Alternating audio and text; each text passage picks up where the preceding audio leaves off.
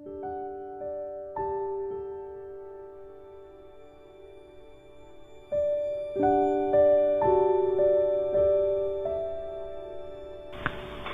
ini cerita tentang Nasruddin yang jadi guru sufi. Jadi Nasruddin itu biasanya murid-muridnya di belakangnya terus baca wirid bareng-bareng. Kalau itu kan wiridnya wiridnya sufi. Sambil teriak, sambil lalu bareng-bareng dan lewat di tengah-tengah pasar. Terus orang pasar tanya, Nasruddin, kamu ini lagi ngapain sama muridku, sama murid-muridmu? Loh, sekarang aku jadi syekhnya sufi. Mereka ini murid-muridku. Aku yang bantu mereka dapat pencerahan. Makanya di tengah pasar pun bareng-bareng wiridan mungkin Allah, la ilaha illallah, bareng-bareng keras-keras. Sambil loncat-loncat. Mungkin kalau sekarang sambil geleng-geleng. Terus pertanyaannya temannya, loh, terus pedomannya apa? Ukurannya apa menurutmu? Mereka sudah tercerahkan atau belum? Katanya Nasruddin, loh itu gampang. Setiap pagi tak hitung jumlahnya muridku. Nah, kalau berkurang, ada yang tidak datang, berarti sudah ada yang tercerahkan. Oh, itu kan sindiran tadi. Jadi sudah tak ajak wirid yang aneh-aneh. Nah, kalau ada yang keluar, alhamdulillah sudah ada yang tercerahkan satu. Jadi itu kalau bahasa sufinya pencerahan via penyangkalan. Jangan salah, jasanya kadang-kadang orang-orang jahat, orang-orang sesat itu membuat kita tercerahkan. Malah kadang-kadang gara-gara perbuatan jahatnya orang tertentu kita jadi sadar. Nah, itu pencerahan via penyangkalan. Kebalikannya, karena benci dengan filsafat, akhirnya belajar fikih dan akhirnya jadi ahli fikih. Itu kan pencerahan via penyangkalan. Karena bosan sama filsafat, sama fikih, kamu mangkel sama fikih, terus belajar filsafat dan tercerahkan di filsafat. Itu kan awalnya karena menyangkal. Jadi kebalikannya, biasanya kan orang karena ikut terus tercerahkan. Ada kalanya orang karena menyangkal terus tercerahkan. Karena tidak suka terus tercerahkan. Atau sebaliknya, karena suka atau tidak suka terus tersesat. Begitu kamu lihat ada koruptor di penjara, terus kamu merasa, wah, berarti aku ini termasuk orang yang bersih loh ya. Jadi sesat. Tapi hal yang sama bisa membuatmu lurus, tercerahkan. Oh, berarti itu jelek, aku tidak boleh yang semacam itu. Nah, itu tercerahkan dari menyangkal. Jadi kayak muridnya Nasruddin tadi. Nasruddin ngawur ngajak itu manut baik. Nah, berarti yang sudah tidak manut, berarti dia yang tercerahkan. Jadi kapan-kapan saya mau ngitung yang ikut ngaji ini. Ya, kalau ada yang sudah tidak masuk, berarti alhamdulillah sudah ada yang tercerahkan. Ya, kalau mulai berkurang, kok malah banyak, berarti banyak yang tersesat ini nanti. Jadi semakin berkurang isinya, semakin tercerahkan. Ini juga ceritanya terkenal. Cerita periuk beranak. Jadi satu ketika Nasruddin ini pinjam periuk sama tetangganya. Saat dia pinjam pertama dikembalikan, dikasih bonus panci sama Nasruddin. Tetangganya heran, loh kok ada pancinya ini, gimana Nasruddin? Alhamdulillah periukmu beranak. Ya tetangganya meskipun gak masuk akal, diterima aja, lumayan dapat panci. Tapi besoknya pinjam periuk lagi Nasruddin, sama tetangganya dipinjemi lagi. Mungkin bayangannya lumayan nanti dapat bonus beranak lagi kan, lumayan. Tapi berapa hari ditunggu tidak dikembalikan. Ditagih ke rumahnya, ini Nasruddin, periuknya yang kamu pinjam mana? Innalillahi wa inna ilaihi rajiun. Periukmu meninggal. Wow, Marah tetangganya, mana mungkin ada periuk yang meninggal. Loh, kalau bisa beranak kan bisa meninggal. Ya. Jadi ini sindiran bagi kita yang luar biasa. Kita itu biasanya hidup kita diatur oleh suka dan tidak suka, bukan oleh kebenaran-kebenaran yang kita yakini. Tetangganya Nasruddin tadi yakin benar bahwa tidak mungkin periuk itu bisa beranak, tapi karena dia untung dari situ, diam aja dia. Begitu dapat yang rugi, dia baru teriak. Hidup kita sering begitu, kadang-kadang salah-salah dikit tidak apa-apa, dosa-dosa dikit tidak apa-apa, yang penting untung. Bikin cerita-cerita palsu, berita-berita palsu tidak apa-apa, yang penting menang. Kecuali kalau aku yang dirugikan, baru aku teriak. Itu pelajaran pertama dari cerita periuk beranak itu. Dan kita sering ada di sini.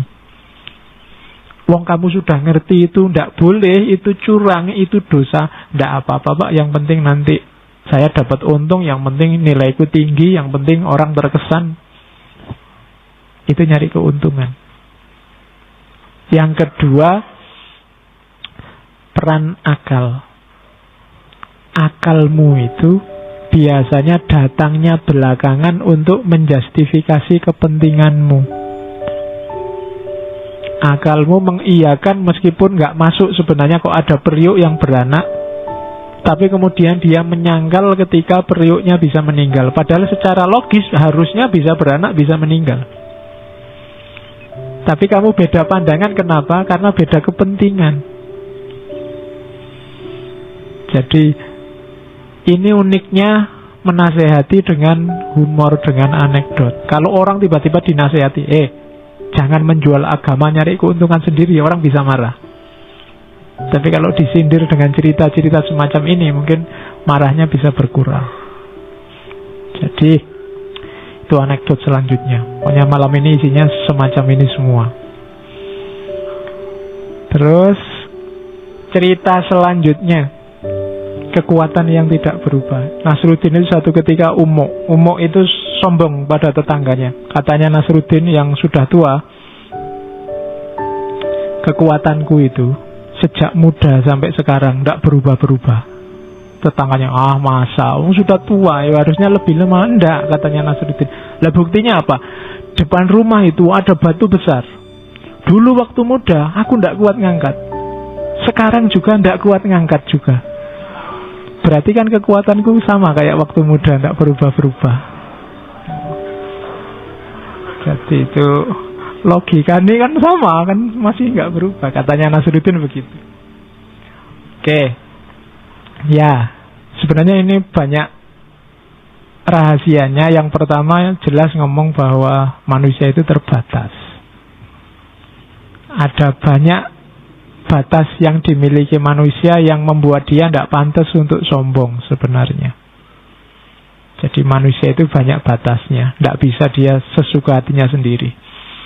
Kemudian yang kedua, sebenarnya logika tadi benar, cuma kesalahannya di mana? Standar. Jadi dalam hidup kita itu hati-hati mengambil standar. Karena biasanya sukses atau tidak sukses kita itu kan tergantung standar. Kalau kamu membuat standarnya terlalu tinggi, resikonya kamu tidak akan dapat mencapai dan kecewa. Kalau standarmu terlalu rendah, resikonya potensimu tidak tersalurkan secara maksimal. Maka membuat standar hidup itu yang realistis, meskipun ideal. Jadi itu pelajaran yang kedua. Pelajaran yang ketiga dari cerita ini adalah semua bentuk kekuatan, kelemahan, semua kata sifat dalam hidup kita sebagian besar eksis dalam bentuk perbandingan. Kamu ganteng, kamu jelek, kamu kuat, kamu lemah, kamu tangguh, kamu lembek. Itu benar salahnya tergantung perbandingan. Kamu mungkin ganteng kalau dijejer yang sana, tapi termasuk jelek kalau dijejer yang sini. Tergantung perbandingan. Kamu kuat kalau melawan siapa, tapi kamu lemah kalau melawan siapa. Jadi ini menurut saya rahasianya cerita ini. Jadi maka sebenarnya kamu kecewa atau sombong itu tidak pada tempatnya. Kenapa? Karena yang layak kamu sombongkan itu pasti ada yang lebih tinggi, dan kekecewaan, kerendahan dirimu itu ada yang sebenarnya bisa kamu banggakan. Tergantung kamu membandingkannya kemana. Kamu tergolong cerdas kalau dibandingkan yang kuliahnya ranking berapa, karena kamu ranking berapa. Tapi kamu tergolong lemah kalau dibandingkan yang ranking atasnya. Tadi hidup selalu begitu. Maka jangan terlalu larut dalam kekecewaan atau terlalu bangga dalam kelebihan-kelebihanmu, karena semuanya melalui rumus dibandingkan siapa dulu. Dan puncaknya perbandingan itu Allah. Kalau sudah ketemu Allah, tidak ada apa-apanya semua. Semua tidak ada nilainya. Itu nasihat sufistiknya. Masih ada lagi. Kalau ini tentang mirip kayak tadi pembandingan, cuma tentang perjalanan. Jadi satu ketika Nasruddin kerja di kebunnya, terus ada orang lewat, tanya arah. Pak, kalau ke kota sana arahnya kemana ya yang pas? Terus Nasruddin nunjuk arah. Orang ini terus tanya lagi, kira-kira berapa lama waktunya saya sampai di sana? Nasruddin diem aja. Orang itu tanya lagi, Pak, berapa lama saya sampai di kota sana? Dicueki sama Nasruddin. Nasruddin malah kerja lagi. Orang itu muangkel, marah-marah, dasar. Terus dia jalan. Begitu dia jalan berapa langkah, tiba-tiba Nasruddin teriak, 3 jam. Orang itu sambil jengkel, lah kenapa tadi diam saja? Jawabnya Nasruddin, lu saya kan harus lihat kecepatanmu jalan. Jadi saya baru bisa jawab. Kalau kamu cepat mungkin bisa 2 jam. Kalau dengan kecepatanmu itu ya 3 jam. Ya. Jadi jangan kesusu marah, wong belum selesai. Jadi ya ini sebenarnya ajaran tentang jalan hidup. Hidup itu akan terarah. Yang pertama kalau arah yang kita tempuh benar. Kemudian ada penunjuk jalan yang tepat, dan kita jalani dengan sungguh-sungguh dan serius. Jadi pastikan hidupmu punya arah. Jangan ada yang hidupnya asal. Kemudian cari penunjuk jalan yang tepat sesuai arah yang kamu tuju. Kemudian tempuhlah secara sungguh-sungguh di situ, karena kesungguhanmu itu menentukan kapan kamu sukses atau tidak. Kalau langkahmu cepat, ya kamu segera sukses. Kalau langkahmu lambat, ya kamu lambat suksesnya. Atau kalau kamu mandek, ya meskipun kamu tahu arah, punya penunjuk jalan, tidak akan nyampe. Jadi ini anekdot selanjutnya. Kalau ini guru SD saya dulu suka cerita ini. Jadi satu ketika Nasruddin ini duduk di bawah pohon ceri yang merah, yang kecil-kecil itu biasanya di kue itu. Terus dia mengamati alam sekitar. Dia merasa bahwa alam ini sangat sempurna. Tapi yang sayangnya pohon ceri ini loh, pohonnya kecil.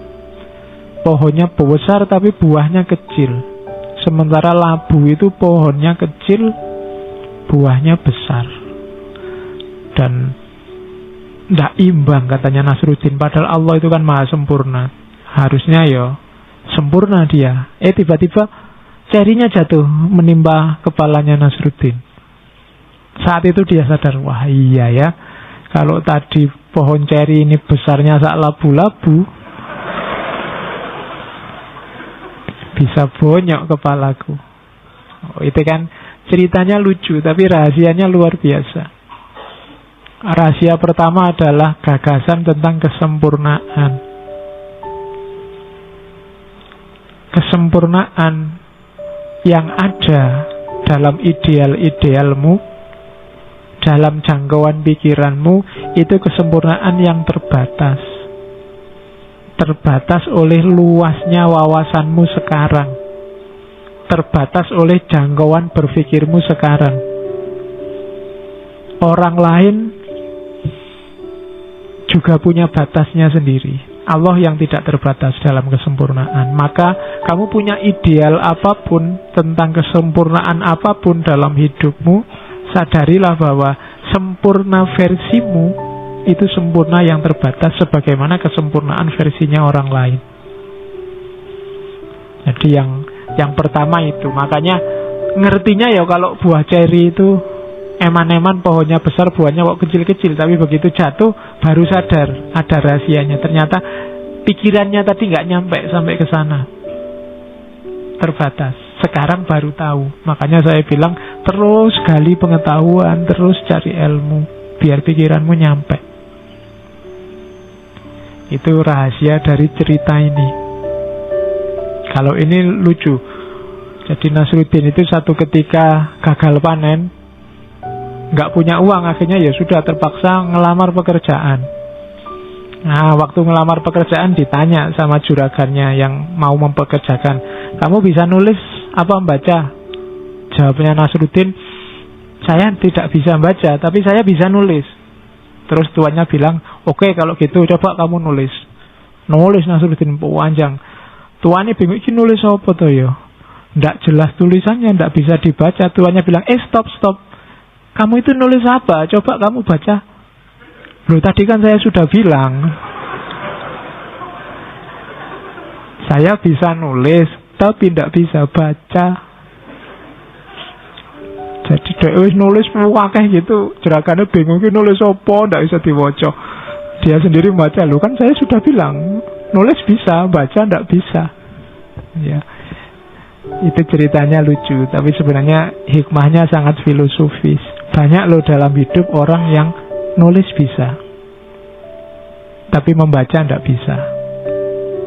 Yaitu orang-orang yang hidupnya asal, nggak punya refleksi, nggak pernah memikirkan tindakannya ini pas apa tidak, sesuai apa tidak. Dia nggak bisa membaca dirinya sendiri, melakukan apa saja, tapi dia nggak ngukur perbuatannya, nggak mengukur tindakannya. Itu kayak orang yang bisa nulis, nggak bisa baca. Kamu kuliah itu tujuannya apa, mau kemana, untuk apa, targetnya apa, cita-citanya apa, sudah dapat apa. Itu namanya membaca. Kamu kan nggak pernah gitu, yang penting kuliah wae sak kapoke. Apa-apa harus jelas. Karena kalau tidak jelas, kalian melakukan segala sesuatu secara asal. Dan itu mirip orang yang bisa nulis tapi tidak bisa baca. Oke, terus kalau yang ini tidak saya ceritakan rahasianya, kalian bisa menangkap sendiri. Jadi satu ketika ada seorang filosof lagi, ahli filsafat moral, mungkin lulusannya ngaji filsafat, ingin ketemu Nasruddin, karena katanya Nasruddin ini orang pinter, bijaksana. Nah, terus diundanglah Nasruddin, kita ketemu yuk, saya traktir, kita makan di restoran ikan bakar. Dibawalah ke restoran ikan bakar, terus membakar ikan. Pesen ikan 2. Cuma sama yang jual, besarnya ikannya tidak imbang. Yang satu ikannya besar, yang satu kecil. Begitu hidangannya keluar, Nasruddin cepat-cepat ngambil yang besar. Wah, si filosof ini, ahli filsafat moral ini geleng-geleng kepala. Nasruddin, katanya kamu ini orang yang bijaksana. Harusnya secara sopan santun, secara moral, kita itu mendahulukan orang lain. Harusnya kita mengambil yang lebih kecil. Kalau aku dirimu, aku ngambil ikan yang lebih kecil dulu. Oh ya sudah, kalau gitu. Terus yang kecil dikasihkan ke dia. Ya. Jadi dia kan ingin jadi orang yang bermoral, ngambil yang lebih kecil, ya sudah dikasih yang lebih kecil. Oke, itu jarak antara moralitas dalam teori dengan moralitas dalam praktek. Standar moral itu biasanya kita pakai untuk orang lain, tidak untuk kita. Kalau saya ngomong jangan suka maki-maki orang lain, pikiran kita selalu untuk orang lain, tidak untuk kita. Jangan suka mencela orang yang beda pendirian sama kamu, pikiran kita selalu ke orang lain, tidak ke kita. Jadi standar moral selalu kita pakai ke orang lain. Ya kayak sahabatnya Nasruddin tadi, dia makainya ke Nasruddin, begitu dipakaikan ke dirinya sendiri, dia malah marah-marah.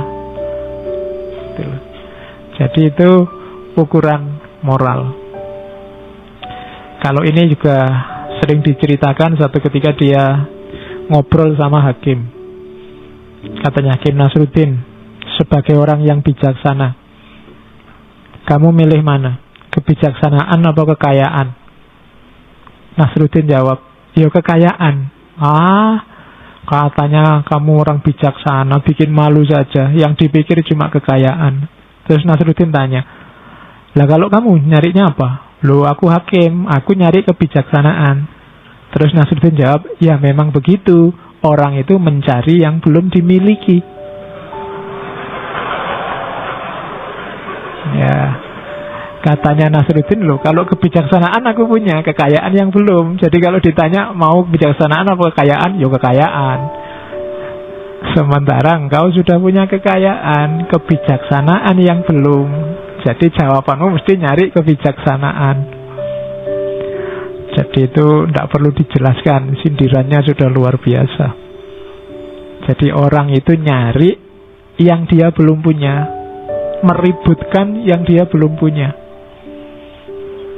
Jadi kadang-kadang dunia itu kebalikannya. Orang yang teriak-teriak, apalah, jangan sebut gelar saya, jangan sebut haji saya, jangan sebut dokter saya, tiap hari ribut itu. Sebenarnya dia tiap hari mikir tentang gelar. Kalau sudah nggak sibuk dengan gelar, kamu sebut nggak kamu sebut urusanmu, bagiku nggak penting.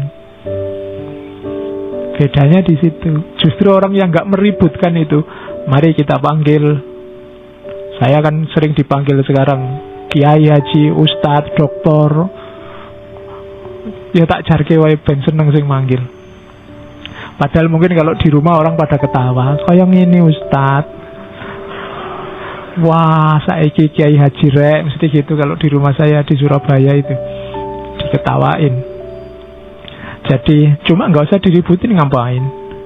Kalau masih diributkan, berarti kita masih sibuk dengan itu. Meskipun sibuk untuk nolak, itu sama saja, pikiran kita masih sibuk di situ. Yang tidak penting ya posisikan sebagai tidak penting. Kita kan sering begitu, yang tidak penting. Jadinya kok malah jadi perdebatan utama. Gitu. Jadi misalnya salaman cium tangan, itu bagi kamu kan boleh cium tangan, boleh tidak, pendapatmu kan begitu. Tapi begitu ada orang tidak cium tangan, kamu marah. Atau ada orang cium tangan, kamu protes. Lo katanya tidak penting. Mbok sudah nggak usah dibahas, bahas yang penting-penting saja. Oke, itu anekdotnya. Kalau ini bagus untuk nyindir pemerintah, DPR dan lain-lain. Jadi Nasruddin itu satu ketika lihat istana kok sibuk luar biasa ya. Nasruddin mendekat, tapi begitu mendekat dia diusir. Jangan deket-deket.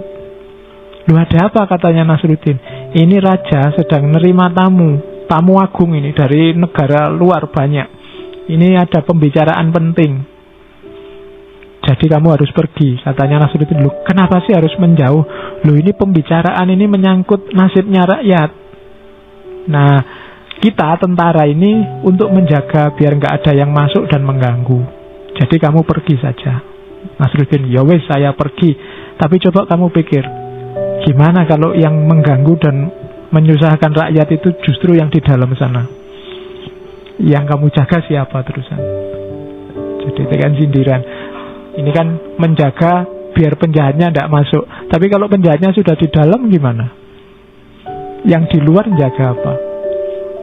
Itu sindiran pada pemerintah biasanya. Jangan-jangan biang keroknya, biang keladinya di sana, tidak di rakyat yang diusir-usir misalnya. Itu kan sindirannya Nasruddin. Terakhir, ini mohon maaf, ini tak ambil dari bukunya Idrisah. Ini tidak nyindir loh ya. Memang cerita paling awal di bukunya Idrisah yang The World of Nasruddin itu begitu. Makanya saya ambil langsung Inggrisnya. A Better Beard Than Yours, tentang jenggot. Jadi ada seorang imam yang ceramah, all through the footies wear a beard. Jadi seorang hamba yang sejati itu harusnya punya jenggot. Show me a thick and lustrous. Coba lihatlah para ulama yang jenggotnya panjang, atau carilah orang yang berjenggot panjang, dan aku tunjukkan bahwa yang jenggotnya panjang ini imannya lebih dalam. Nasruddin terus angkat tangan. Syekh, kambing saya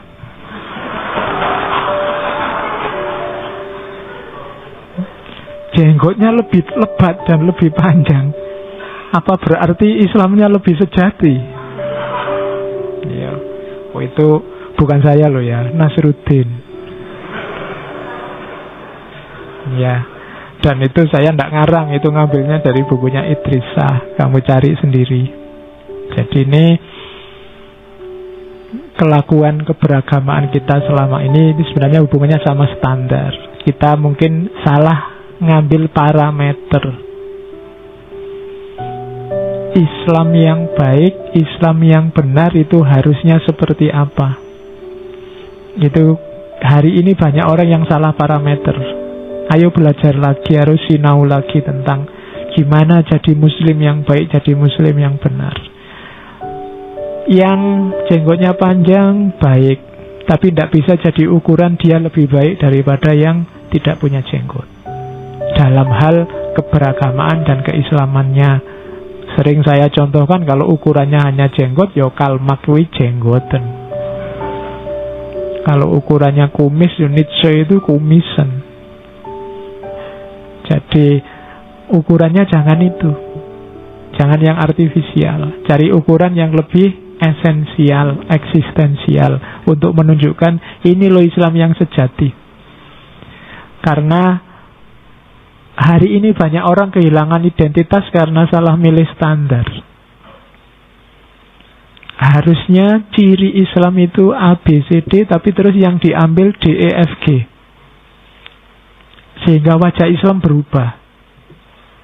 Itu yang membuat Islam akhirnya mahjubun bil muslimin, yang menghalang-halangi orang melihat wajah Islam yang sejati itu orang Islam sendiri.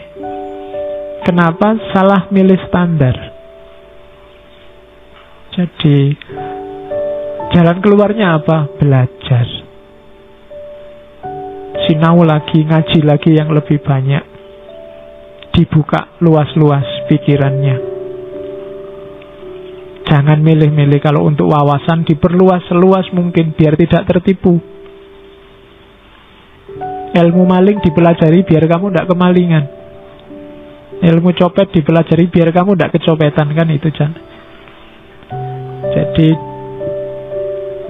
perluas wawasan, perluas ilmu, dan besok kalau sudah saatnya kamu memanifestasikan diri, mengimplementasikan ilmumu, cari jalan yang menenteramkan, seperti yang ditempuh oleh Nasruddin antara lain, yang tidak melahirkan konflik tapi melahirkan kegembiraan-kegembiraan, membuat orang semakin bisa menikmati hidupnya dan semakin gembira. Rumusnya itu yang membuat Nasruddin abadi hingga hari ini. Semua negara di banyak tempat rebutan Nasruddin dari tempatku, dan cerita-ceritanya tersebar kemana-mana dari barat sampai ke timur. Oke, saya kira itu cerita tentang Nasruddin. Sudah banyak sebenarnya buku-buku yang membahas yang serius maupun yang santai-santai, tinggal dicari sendiri. Boleh pakai rumusnya Idrisah tadi, kamu cari 7 cerita Nasruddin, kemudian jadikan pijakan untuk pencerahanmu.